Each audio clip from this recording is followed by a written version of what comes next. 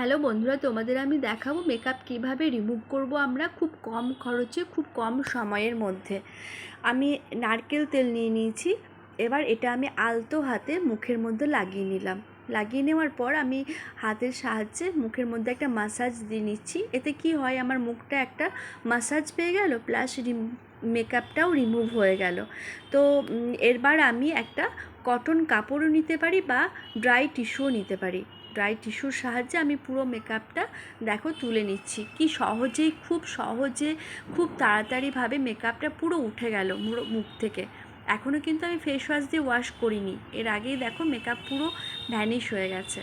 তো তোমাদের এই প্রসেসটা কেমন লাগলো তোমরা জানিও। আমি আমার সেই সব বন্ধুদের বা ক্লায়েন্টদের উদ্দেশ্যেও এই ভিডিওটা বানিয়েছি যারা আমায় বারবার জিজ্ঞেস করতেন যে মেকআপ তো করে দিয়েছো, যখন রিমুভ করবো তখন দেখি রিমুভ করার পরও মুখের মধ্যে বা চোখের আশেপাশে মেকআপ লেগে থাকে।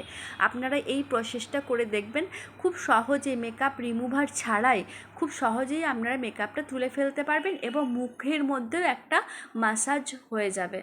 তো দেখুন, নারকেল তেল আমাদের স্কিনের জন্য ভীষণভাবেই ভালো। আমরা যে কোনো সময় নারকেল তেলের সাহায্যে মুখটা একটা মাসাজ নিয়ে নিতেই পারি। এটা আমাদের স্কিনের জন্য ভীষণ ভালো। দেখুন, টিস্যুটা দেখলেই বুঝতে পারবেন কতটা পরিমাণে প্রোডাক্ট আমাদের মুখের মধ্যে লেগেছিল, এবং আমার মুখটা দেখলেই বুঝতে পারবেন পুরো মেকআপ রিমুভ হয়ে গেছে।